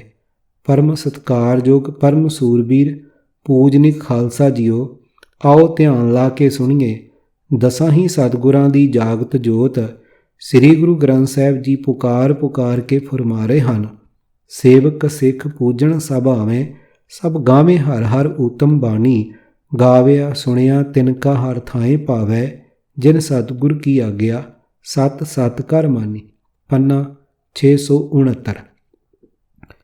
ਇਹ ਇਤਿਹਾਸਕ ਸਚਾਈ ਹੈ ਕਿ ਦੇਸ਼ ਵਿਚਲੀਆਂ ਅਥਵਾ ਅਫਗਾਨਿਸਤਾਨ ਆਦਿ ਦੇਸ਼ੋਂ ਬਾਹਰ ਦੀਆਂ ਧਰਮਸ਼ਾਲਾ ਦੇ ਪ੍ਰਬੰਧਕ ਅਤੇ ਸੰਚਾਲਕ ਸਤਿਗੁਰਾਂ ਦੇ ਸ਼ਰਧਾਲੂ ਸਿੱਖ ਹੀ ਬਣਦੇ ਆ ਰਹੇ ਸਨ। ਜਿਵੇਂ ਤੁਲੰਬੇ ਬਣੀ ਪਹਿਲੀ ਧਰਮਸ਼ਾਲਾ ਦੇ ਸੰਚਾਲਕ ਭਾਈ ਸੱਜਣ ਜੀ ਨੂੰ ਥਾਪਿਆ ਗਿਆ ਸੀ। ਇਹ ਤਾਂ ਮੰਨਿਆ ਹੀ ਨਹੀਂ ਜਾ ਸਕਦਾ ਕਿ ਗ੍ਰਸਤ ਤੇ ਤਿਆਗੀਆਂ ਰੰਗਾ ਰੰਗ ਦੇ ਭੇਖਾਂ ਤੇ ਨਾਵਾਂ ਵਾਲੇ ਜਿਨ੍ਹਾਂ ਸਾਧ ਟੋਲਿਆਂ ਨੂੰ ਬੇਅੰਤ ਗੁਰਬਾਣੀ ਸ਼ਬਦਾਂ ਦੁਆਰਾ ਸ੍ਰੀ ਗੁਰੂ ਨਾਨਕ ਸਾਹਿਬ ਜੀ ਨੇ ਆਪਣੇ ਪਹਿਲੇ ਸਰੂਪ ਸਮੇਂ ਸਖਤੀ ਨਾਲ ਖੰਡਨ ਕੀਤਾ ਸੀ, ਉਸੇ ਹੀ ਤਰ੍ਹਾਂ ਦੇ ਉਦਾਸੀ ਟੋਲੇ ਨੂੰ ਸਤਿਗੁਰਾਂ ਨੇ ਆਪਣੇ ਕਿਸੇ ਵੀ ਸਰੂਪ ਸਮੇਂ ਕੋਈ ਮਾਨਤਾ ਦਿੱਤੀ ਹੋਵੇ। ਸਤਿਗੁਰਾਂ ਨੇ ਆਪਣੇ 6ਵੇਂ ਜਾਮੇ ਸਮੇਂ ਸ੍ਰੀ ਅੰਮ੍ਰਿਤਸਰ ਜੀ ਦੇ ਥਾਂ ਆਪਣਾ ਨਿਵਾਸ ਕੀਰਤਪੁਰ ਅਤੇ ਫਿਰ 9ਵੇਂ ਸਰੂਪ ਵਿੱਚ ਉਸ ਤੋਂ ਵੀ ਅੱਗੇ ਸ੍ਰੀ ਅਨੰਦਪੁਰ ਸਾਹਿਬ ਥਾਪ ਲਿਆ ਸੀ। ਬਾਬਾ ਸ੍ਰੀ ਚੰਦ ਨੇ ਭਾਵੇਂ ਸਤਿਗੁਰਾਂ ਦੇ ਉਪਦੇਸ਼ ਤੋਂ ਉਲਟ ਗ੍ਰਸਤੀ ਜੀਵਨ ਤਿਆਗਿਆ ਸੀ, ਫਿਰ ਵੀ ਗੁਰੂ ਨਾਨਕ ਸਾਹਿਬ ਜੀ ਦੇ ਵੱਡੇ ਸਾਹਿਬਜ਼ਾਦੇ ਹੋਣ ਦੇ ਕਾਰਨ ਉਹਨਾਂ ਦੇ ਚਲਾਏ ਉਦਾਸੀ ਮਤ ਲਈ ਸਿੱਖੀ ਦਾ ਅੰਗ ਬਣ ਜਾਣਾ ਬੜਾ ਸਹਿਲ ਸੀ। ਇਸ ਵਿੱਚ ਸੰਦੇਹ ਨਹੀਂ ਕੀਤਾ ਜਾ ਸਕਦਾ ਕਿ ਉਸ ਵੇਲੇ ਤੱਕ ਭੁਲੇਖਾ ਪਾਊ ਪ੍ਰਚਾਰ ਦੁਆਰਾ ਉਦਾਸੀ ਸਾਧ ਗੁਰੂ ਨਾਨਕ ਸਾਹਿਬ ਜੀ ਦੇ ਮਿਸ਼ਨ ਦੇ ਸੱਚੇ ਪ੍ਰਚਾਰਕਾਂ ਦੇ ਰੂਪ ਵਿੱਚ ਜਾਣੇ ਜਾਣ ਲੱਗੇ ਸਨ। ਉਹ ਕੌਣ ਸਨ ਜਿਨ੍ਹਾਂ ਨੇ 9ਵੇਂ ਗੁਰੂ ਨਾਨਕ ਗੁਰੂ ਤੇਗ ਬਹਾਦਰ ਲਈ ਸ੍ਰੀ ਦਰਬਾਰ ਸਾਹਿਬ ਅੰਮ੍ਰਿਤਸਰ ਦੇ ਦਰਵਾਜ਼ੇ ਬੰਦ ਕਰ ਦਿੱਤੇ ਸਨ?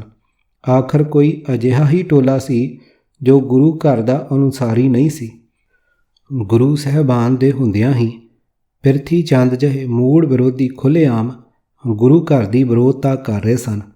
ਅਜਿਹੇ ਥੋੜ ਵਿੱਤੇ ਤਰਸ਼ਨਾਲੂ ਵਿਰੋਧੀਆਂ ਦੇ ਟਾਕਰੇ ਤੇ ਬਾਬਾ ਸ਼੍ਰੀ ਚੰਦ ਜੀ ਵਰਗੇ ਸੂਝਵਾਨ ਉਦਾਸੀ ਸਿੱਧ ਲਈ, ਜਿਸ ਨੇ ਪਿਰਥੀ ਚੰਦ ਜਿਹੀ ਜ਼ਾਹਰਾ ਬਦਲਾ ਲਊ ਵਧੀਕੀ ਕੋਈ ਨਹੀਂ ਸੀ ਕੀਤੀ।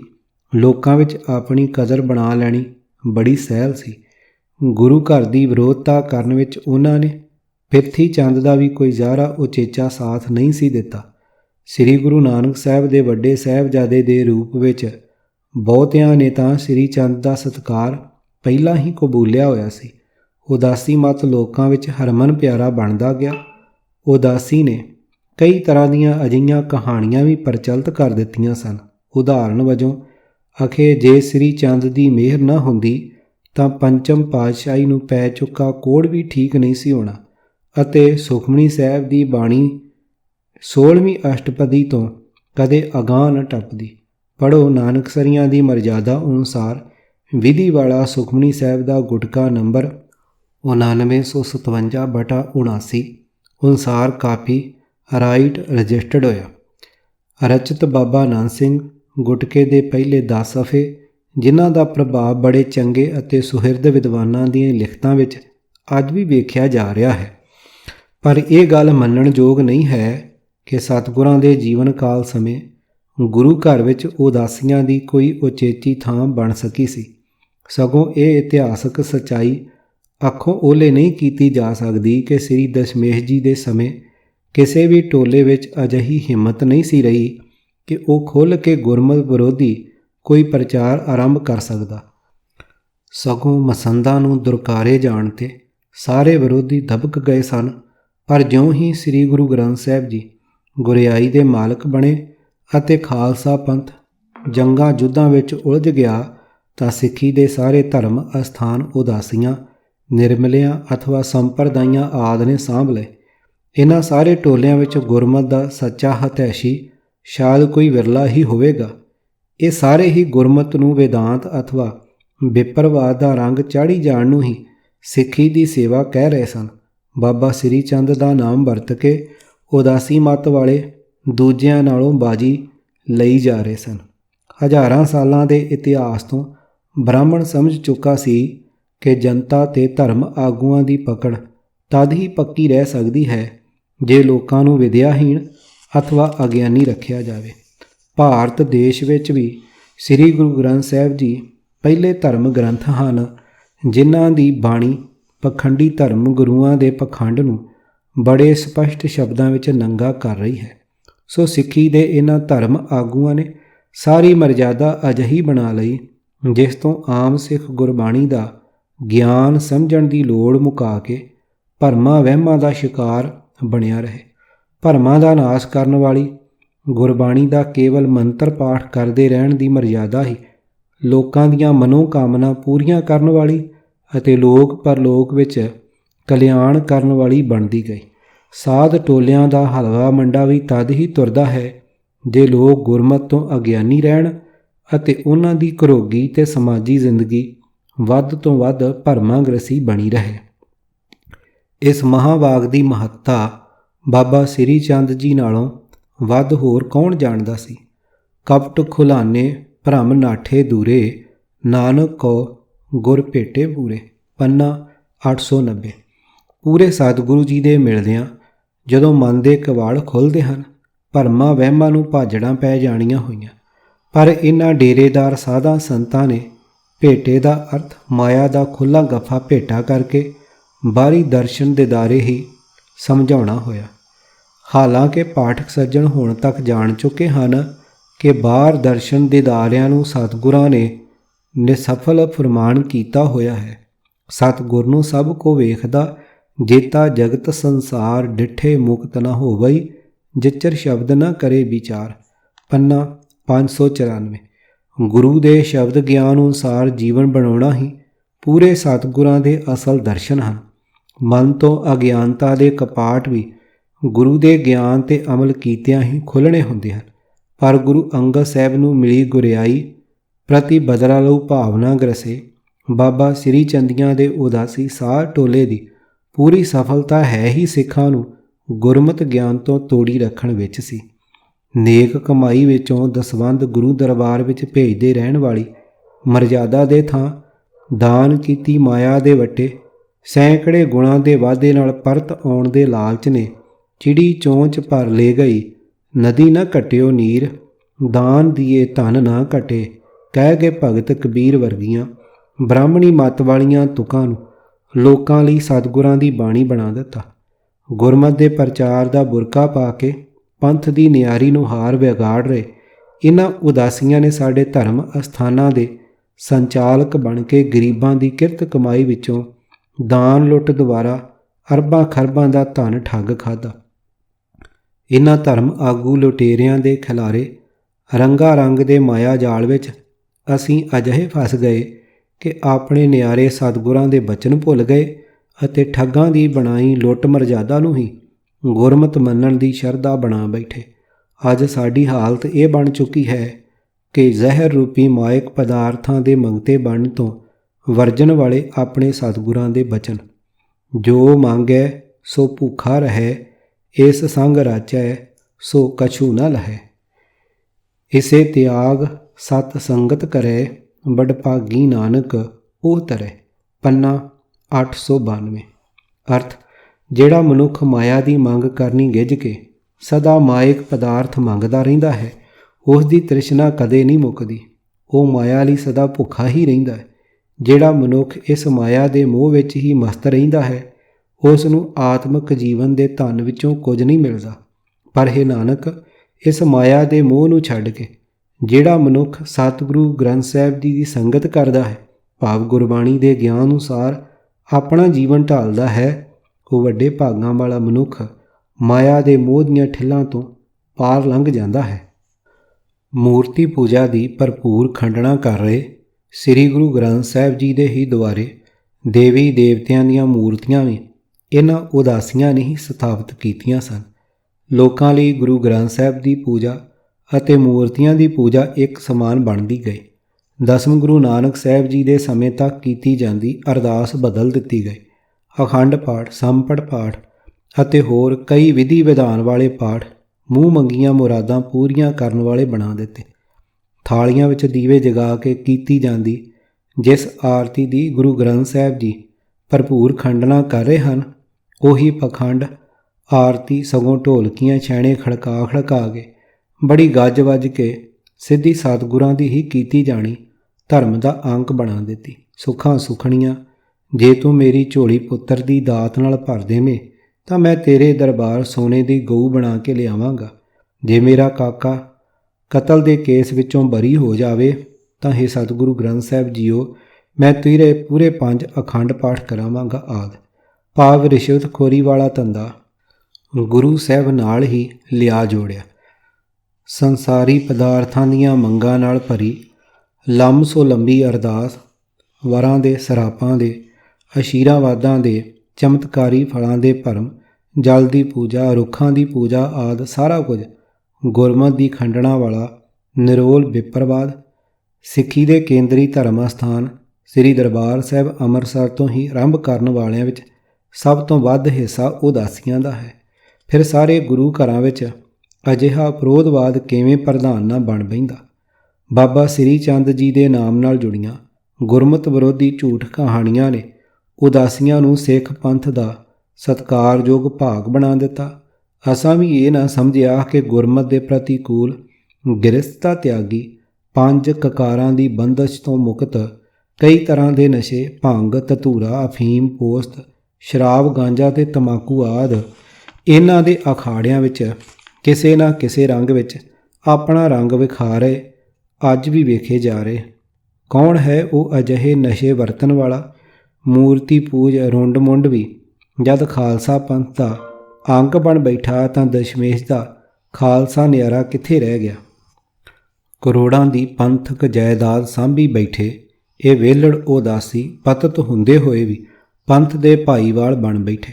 ਗੁਰੂ ਗ੍ਰੰਥ ਸਾਹਿਬ ਜੀ ਦੀ ਪਾਵਨ ਬਾਣੀ ਦੇ ਗਿਆਨ ਤੋਂ ਤੋੜ ਕੇ ਜਿਹੜੇ ਲੋਕ ਗੁਰੂ ਦੇ ਸਿੱਖਾਂ ਨੂੰ ਮੁੜ ਉਸੇ ਭਿਆਨਕ ਖੋਬੇ ਵੱਲ ਨੂੰ ਹੱਕ ਤੁਰੇ ਜਿਸ ਵਿੱਚੋਂ ਕੱਢਣ ਲਈ ਸਤਿਗੁਰਾਂ ਨੇ ਬਲੀਦਾਨਾਂ ਭਰੀ 220 ਸਾਲਾਂ ਤੋਂ ਵੱਧ ਸਮਾਂ ਸਖਤ ਘਾਲਣਾ ਘਾਲੀ ਸੀ, ਉਹਨਾਂ ਉਦਾਸੀਆਂ ਨੂੰ ਸਿੱਖੀ ਦੇ ਸੇਵਾਦਾਰ ਕਿਵੇਂ ਮੰਨਿਆ ਜਾ ਸਕਦਾ ਹੈ। ਗੁਰਬਾਣੀ ਵਿੱਚ ਲਿਖੀ ਸਾਧ ਸੰਗਤ ਦੀ ਮਹਿਮਾ ਵਿਚਲੇ ਉਪਦੇਸ਼ ਦੀ ਅਸਲੀਅਤ ਨੂੰ ਸਵਾਰਥੀ ਰੰਗ ਚਾੜ ਕੇ ਭੇਖੀਆਂ ਨੂੰ ਹੀ ਅਸਲ ਸਾਧ ਸੰਤ ਸਿੱਧ ਕਰ ਸਕਣ ਵਿੱਚ ਵਿਦਵਾਨ ਪੁਰੋਹਿਤ ਨਿਪੁੰਨ ਸਿੱਧ ਹੋ ਚੁੱਕਾ ਸੀ। ਸਿੱਖ ਵਿਦਵਾਨ ਭਾਵੇਂ ਬਾਬਾ ਸ੍ਰੀ ਚੰਦ ਜੀ ਨੂੰ ਅਥਵਾ ਉਹਨਾਂ ਦੇ ਚੇਲਿਆਂ ਨੂੰ ਜਿੰਨਾ ਮਰਜ਼ੀ ਹੈ ਸਿੱਖੀ ਦਾ ਹਮਦਰਦ ਲਿਖੀ ਜਾਣ, ਪਰ ਅਸਲ ਵਿੱਚ ਉਹ ਟੋਲਾ ਵੀ ਬ੍ਰਾਹਮਣ ਦਾ ਹੀ ਵਟਾਇਆ ਹੋਇਆ ਪੰਥ ਵੈਰੀ ਰੂਪ ਸੀ। ਸਿੱਖੀ ਨਾਲ ਸੱਚਾ ਪਿਆਰ ਕਰਨ ਵਾਲਾ ਮਨੁੱਖ ਸਿੱਖੀ ਬਾਣੇ ਨਾਲ ਪਿਆਰ ਕਿਉਂ ਨਾ ਕਰੇ। ਅੰਦਰਲੀ ਸਿੱਖੀ ਦੇ ਦਰਸ਼ਨ ਬਾਹਰੋਂ ਕਿਵੇਂ ਨਾ ਹੋਣ। ਅੰਦਰ ਦਾ ਪਿਆਰ ਅੱਖੀਆਂ ਥਾਣੀ ਝਾਤੀ ਮਾਰਨ ਲੱਗ ਪੈਂਦਾ ਹੈ। ਅੰਦਰ ਦੀ ਘਿਰਣਾ, ਕ੍ਰੋਧ, ਡਰ, ਦਲੇਰੀ ਸਾਰਾ ਕੁਝ ਬਾਹਰ ਪ੍ਰਤੱਖ ਹੋ ਦਿਸਦਾ ਹੈ। ਅੰਦਰ ਦੀ ਭਗਤੀ, ਅੰਦਰ ਦੀ ਧਰਮੀ ਭਾਵਨਾ ਸਾਰੇ ਸੰਸਾਰ ਵਿੱਚ ਪ੍ਰਸਿੱਧ ਹੋ ਜਾਂਦੀ। ਫਿਰ ਜਿਸ ਦੇ ਰਹਿਤ ਬਹਿਤ ਦੇਵੀ ਦੇਵਤਿਆਂ ਦੀ ਪੂਜਾ ਆਦਿ ਸਭ ਕੁਝ ਪ੍ਰੋਹਤਵਾਦੀ ਰਿਸ਼ੀਆਂ ਵਾਲਾ ਰੱਖਣਾ, ਪਰ ਨਾਲ ਹੀ ਸ੍ਰੀ ਗੁਰੂ ਗ੍ਰੰਥ ਸਾਹਿਬ ਜੀ ਦੇ ਸਰੂਪ ਦਾ ਪ੍ਰਕਾਸ਼ ਕਰਕੇ ਗੁਰਬਾਣੀ ਦੀ ਕਥਾ ਆਪਣੀ ਮਨਮਤੀ ਵਿਉਣ ਦੇ ਅਰਥਾਂ ਵਿੱਚ ਕਰਨੀ ਬੜਾ ਭਿਆਨਕ ਮੋਹਰਾ ਸੀ। ਪਰ ਸ਼ੌਕ ਹੈ ਕਿ ਗੁਰਬਾਣੀ ਤੋਂ ਅਗਿਆਨੀ ਸਿੱਖ ਉਸ ਘਾਤਕ ਮੋਹਰੇ ਨੂੰ ਅੰਮ੍ਰਿਤ ਜਾਣ ਕੇ ਛਕਦਾ ਰਿਹਾ। ਸਿੱਖੀ ਬਾਣੇ ਤੋਂ ਬਿਨਾਂ ਕਿਸੇ ਵੀ ਦੂਜੇ ਬਾਣੇ ਵਾਲਾ ਗੁਰਮਤਿ ਦਾ ਪ੍ਰਚਾਰਕ ਇਹ ਸਿੱਧ ਕਰ ਰਿਹਾ ਹੁੰਦਾ ਹੈ ਕਿ ਸਿੱਖੀ ਦਾ ਸਰੂਪ ਕੇਵਲ ਕੇਸਾਧਾਰੀ ਹੋਣ ਦੀ ਬੰਦਸ਼ ਵਿੱਚ ਨਹੀਂ ਹੈ। ਰੁੰਡ ਮੁੰਡ, ਭਗਵੇ ਭੇਸ ਵਾਲਾ, ਮੂਰਤੀ ਪੂਜ, ਕੰਨ ਪਾਟਾ ਵਿਰਕਤ ਵੀ ਸਿੱਖੀ ਲਈ ਪੂਜਨਿਕ ਹੀ ਹੈ। ਸਿੱਖੀ ਦੇ ਨਿਰਮਲ ਜਲ ਨੂੰ ਗੰਧਲਾ ਕਰਨ ਵਿੱਚ ਬੜਾ ਅਸਰਦਾਰ ਹਿੱਸਾ ਉਦਾਸੀਆਂ ਨੇ ਪਾਉਣਾ ਆਰੰਭ ਕੀਤਾ ਹੋਇਆ ਸੀ। ਇਹ ਉਦਾਸੀ ਕੌਣ? ਇਹਨਾਂ ਦੀ ਅਸਲ ਜੜ ਜਿੱਥੋਂ ਇਹ ਪੁੰਗਰੇ ਸਨ ਉਹ ਵੇਦ ਬਾਣੀ ਹੀ ਤਾਂ ਸੀ। ਭਾਵ ਇਹਨਾਂ ਦਾ ਅਸਲ ਸੋਮਾ ਪੁਰੋਹਿਤ ਜੀ ਹੀ ਸਨ। ਜਦੋਂ ਹੀ ਅਕਾਲੀਆਂ ਨੇ ਇਹਨਾਂ ਦੇ ਡੇਰਿਆਂ ਵਿਚਲੀ ਮੂਰਤੀ ਪੂਜਾ ਵਾਲੀ ਦੋਗਲੀ ਪਾਲਸੀ ਤੇ ਕਿੰਤੂ ਕੀਤਾ ਤਾਂ ਉਂਝ ਹੀ ਪਤਰਾ ਵਾਚ ਗਏ। ਸਿੱਖੀ ਦਾ ਅੰਗ ਨਾ ਉਹ ਕਦੇ ਬਣੇ ਸਨ ਅਤੇ ਨਾ ਹੀ ਉਹ ਸਿੱਖੀ ਨੂੰ ਨਿਆਰੀ ਨੁਹਾਰ ਵਿੱਚ ਪ੍ਰਫੁੱਲਤ ਵੇਖਣਾ ਚਾਹੁੰਦੇ ਸਨ। ਉਹ ਤਾਂ ਗੁਰੂ ਨਾਨਕ ਸਾਹਿਬ ਦੇ ਨਿਆਰੇ ਸਿਧਾਂਤ ਨੂੰ ਅਜਿਹੀ ਸਫਾਈ ਨਾਲ ਦੂਸ਼ਿਤ ਕਰ ਰਹੇ ਸਨ ਕਿ ਪੂਰੇ ਪੰਥ ਨੂੰ ਅਸਲੀਅਤ ਦਾ ਪਤਾ ਤੱਕ ਨਹੀਂ ਲੱਗਾ। ਅਸੀਂ ਅੱਜ ਤੱਕ ਰੌਲਾ ਪਾਈ ਤੁਰੇ ਜਾ ਰਹੇ ਹਾਂ ਕਿ ਉਦਾਸੀਆਂ ਨੇ ਸਿੱਖੀ ਦਾ ਪ੍ਰਚਾਰ ਬੜਾ ਕੀਤਾ ਸੀ। ਸਤਿਗੁਰਾਂ ਦੀ ਸਿੱਖੀ ਕਿਸੇ ਧਾਰਮਿਕ ਆਗੂ ਦੇ ਪ੍ਰਚਾਰ ਨੇ ਨਹੀਂ ਸੀ ਬਚਾਈ। ਸਿੱਖੀ ਦੇ ਅਸਲ ਰਾਖੇ ਸ੍ਰੀ ਗੁਰੂ ਗ੍ਰੰਥ ਸਾਹਿਬ ਜੀ ਹਨ। ਜੇ ਕਿਤੇ ਸਾਡੇ ਸਿਰ ਸ੍ਰੀ ਗੁਰੂ ਗ੍ਰੰਥ ਸਾਹਿਬ ਜੀ ਦਾ ਹੱਥ ਨਾ ਹੁੰਦਾ ਤਾਂ ਅੱਜ ਤੱਕ ਅਸਾਂ ਸਾਰਿਆਂ ਨੇ ਉਦਾਸੀ, ਨਿਰਮਲੇ ਅਥਵਾ ਸੰਪਰਦਾਇ ਬਣ ਕੇ ਕਈ ਰੰਗਾਂ ਦੇ ਹਿੰਦੂ ਬਣ ਚੁੱਕੇ ਹੋਣਾ ਸੀ। ਅੱਜ ਵੀ ਜੇ ਅਸੀਂ ਪੰਥ ਵਿੱਚ ਬ੍ਰਾਹਮਣੀ ਰੀਤ ਨੂੰ ਕੱਢ ਸਕਣ ਦੀ ਗੱਲ ਸੋਚਦੇ ਹਾਂ ਤੇ ਕੇਵਲ ਸ੍ਰੀ ਗੁਰੂ ਗ੍ਰੰਥ ਸਾਹਿਬ ਜੀ ਦੀ ਹੀ ਹੈ। ਸੋ ਅਸਲੀਅਤ ਇਹ ਹੈ ਕਿ ਸਿੱਖੀ ਵਿੱਚ ਵਿਪਰਨ ਕੀ ਰੀਤ ਲਿਆ ਵਾੜਨ ਦਾ ਨੀਂਹ ਪੱਥਰ ਰੱਖਿਆ ਹੀ ਉਦਾਸੀਆਂ ਨੇ ਸੀ। ਇਹ ਪੰਥ ਦੇ ਸੁਹਿਰਦ ਨੌ ਨਿਹਾਲ ਜੀਓ, ਅਜੇ ਵੀ ਸਮਾਂ ਹੈ। ਨਿਰੰਤਰ ਲੁੱਟੇ ਜਾ ਰਹੇ ਆਪਣੇ ਘਰ ਨੂੰ ਬਚਾ ਲਓ, ਪਾਓ ਮੋੜਾ ਅਤੇ ਪਛਾਣੋ ਆਪਣੇ ਅਸਲੇ ਨੂੰ। ਸ੍ਰੀ ਗੁਰੂ ਗ੍ਰੰਥ ਸਾਹਿਬ ਜੀ ਦੇ ਪੱਲੇ ਲਾਉਣ ਵਾਲੇ ਗੁਰੂ ਸਾਹਿਬਾਨ ਨੂੰ ਭੁੱਲਣ ਨਾ ਮੰਨੋ। ਵਿਰੋਧੀਆਂ ਦੀਆਂ ਲਿਖਤਾਂ ਦੇ ਆਧਾਰ 'ਤੇ ਗੁਰਬਾਣੀ 'ਤੇ ਕਿੰਤੂ ਕਰਨੇ ਧਾਰਮਿਕ ਆਤਮ ਹੱਤਿਆ ਹੈ। ਬਿਨਾਂ ਕਿਸੇ ਭਰਮ ਭੁਲੇਖੇ ਤੇ ਬਿਨਾਂ ਕਿਸੇ ਕਿੰਤੂ ਪਰੰਤੂ ਦੇ ਸੱਚੇ ਹਿਰਦੇ ਤੋਂ ਆਪਣੇ ਸਤਿਗੁਰਾਂ ਦੇ ਹੋ ਜਾਓ। ਆਪਣੀ ਜ਼ਿੰਦਗੀ ਗੁਰਬਾਣੀ ਦੀ ਸਿੱਖਿਆ ਅਨੁਸਾਰ ਢਾਲ ਲਵੋ। ਕਿਤੇ ਇਹ ਨਾ ਹੋਵੇ ਕਿ ਸਤਿਗੁਰੂ ਗ੍ਰੰਥ ਸਾਹਿਬ ਜੀ ਦਾ ਇਹ ਫਰਮਾਨ ਸਾਡੇ ਜੋਗਾ ਹੀ ਬਣ ਕੇ ਨਾ ਰਹਿ ਜਾਵੇ। ਫਰੀਦਾ ਕੂ ਕਹਿੰਦਿਆਂ ਜਾਂ ਗੇਂਦਿਆਂ ਮੱਤੀ ਦਿੰਦਿਆਂ ਨਿਤ, ਜੋ ਸ਼ੈਤਾਨ ਮੰਝਾਇਆ ਸੇ ਕਿਤ ਫੇਰੇ ਚਿੱਤ। ਪੰਨਾ 1378। ਕਿਤਾਬ ਵਿਪਰਨ ਕੀ ਰੀਤ ਤੋਂ ਸੱਚ ਦਾ ਮਾਰਗ ਭਾਗ ਚੌਥਾ। ਲੇਖਕ ਸਰਦਾਰ ਗੁਰਬਖਸ਼ ਸਿੰਘ ਕਾਲਾ ਅਫਗਾਨਾ। ਪੰਜਵੇਂ ਕਾਂਡ ਦਾ 12ਵਾਂ ਭਾਗ। ਆਵਾਜ਼ ਗੁਰਜੰਟ ਸਿੰਘ ਰੂਪੋਵਾਲੀ। ਵਾਹਿਗੁਰੂ ਜੀ ਕਾ ਖਾਲਸਾ, ਵਾਹਿਗੁਰੂ ਜੀ ਕੀ ਫਤਿਹ।